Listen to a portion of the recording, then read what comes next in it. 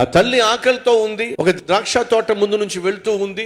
ఆ ద్రాక్ష తోటలను చూసుకుంటూ, అబ్బా ఎన్ని ద్రాక్షలో నాకు ఒక ద్రాక్ష గెలిస్తే ఎంత బాగుండు అనుకుంటుంది. కానీ అక్కడ ఎవరు లేరు ఇవ్వడానికి. ఉసూరుమంటూ వెళ్ళిపోతున్నప్పుడు యజమాని చూశాడు. అమ్మా ఏంటి చూస్తున్నావు? ఏం లేదయ్యా, బాగా ఆకలేస్తుంది. ద్రాక్ష తోటను చూస్తే ఎక్కడ చూసినా ద్రాక్ష పళ్ళే. ఎవరైనా నాకు ద్రాక్ష పళ్ళు లేదన్నా కాస్త దానం చేస్తారేమో ఆశపడుతున్నానయ్యా. దాందే ఉందమ్మా, ఒక ద్రాక్ష గెలేమిటి, నువ్వు వెళ్ళి పెద్ద తట్ట తెచ్చుకో, బుట్ట తెచ్చుకో, దాని నిండా నీకు ద్రాక్షాలు ఇస్తానని చెప్పి అన్నాడు. నిజమేనేమో అని చెప్పి గబగబా వెళ్ళిపోయి ఒక బుట్ట తీసుకొచ్చి ఇచ్చింది.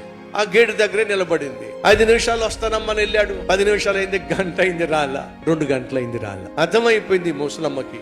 ఓరి మా ఇదోరవుడా, నీకు తట్టో బుట్టో కావాల్సి వస్తే నేనే దొరికానా? తట్ట నిండా ద్రాక్షాలు ఇస్తానని చెప్పేసి తట్ట తీసుకుని లోపలికి వెళ్ళిపోయావే, దుర్మార్గుడా, ఎంతమంది చేసావురా, నన్నే మోసం చేస్తావా? తిట్టుకోవడం మొదలు పెట్టింది, శాపనార్థాలు పెట్టడం మొదలు పెట్టింది. వెయిట్ చేసి లాభం లేదని చెప్పి మోసపోయాను అని చెప్పి అక్కడి నుంచి వెళ్ళిపోతా ఉంటే గట్టిగా కేక వినిపించింది. అమ్మా!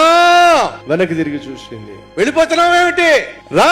ఈ మహిధరుడు మళ్ళీ పిలుస్తున్నాడు ఏమిటి అని చెప్పి మళ్ళా వెనక్కి వచ్చి చూస్తే తట్ట నిండా ద్రాక్షాలు. అమ్మా, నువ్వు ఎంతో ఆశతో ద్రాక్షాలు కొన్ని నేను ఇవ్వాలని ఆశపడ్డావు. కానీ నీకున్న ఆకలి చూసినప్పుడు, ఆతృత చూసినప్పుడు ఏవో గబగబా 4 ద్రాక్ష గెలలు తీసుకొచ్చి ఆ తట్టలో వేసి నీకు ఇవ్వాలనిపించలేదమ్మా. ఎందుకో తెలుసా, నా ద్రాక్ష తోట చాలా పెద్దది, అందులో చాలా రకాలైన విలువైన టేస్టీగా ఉండే ద్రాక్షాలు చాలా ఉన్నాయమ్మా. 10 రకాల ద్రాక్షాలు నీకోసం ఏరి కోరి శ్రేష్టమైన వాటిని తీసుకొచ్చేసరికి ఆలస్యమైందమ్మా. తల్లి కళ్ళల్లోంచి కన్నీళ్ళు వస్తున్నాయి. అయ్యా, నువ్వు ఆలస్యం చేస్తూ ఉంటే నన్ను మోసం చేసావేమో, నువ్వు మాయదారి వాడివేమో అనుకున్నాను. గాని నాకు శ్రేష్టమైన వాటిని ఇవ్వాలని చెప్పి నువ్వు ఆలస్యం చేస్తున్నావని అర్థం చేసుకోలేకపోయాను. నన్ను క్షమించు.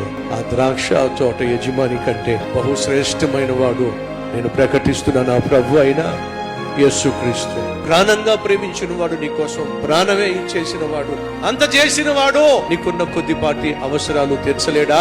ఖచ్చితంగా తీర్చు. ఆలస్యం చేస్తున్నాడు అని అంటే అద్భుతమైన దానిని నీకోసం దాచిపెట్టాడు. అది నువ్వు పొందుకోవాలి ఆశిస్తున్నాడు కాబట్టే ఆలస్యం చేస్తున్నాడు. అపార్థం చేసుకోవద్దు, అనుమానాన్ని రానివ్వద్దు, సైతాను తీసుకొచ్చే నిరుత్సాహానికి చోటు ఇవ్వద్దు. ఈ రీల్ లైక్ చేయండి, అనేక మందికి షేర్ చేయండి.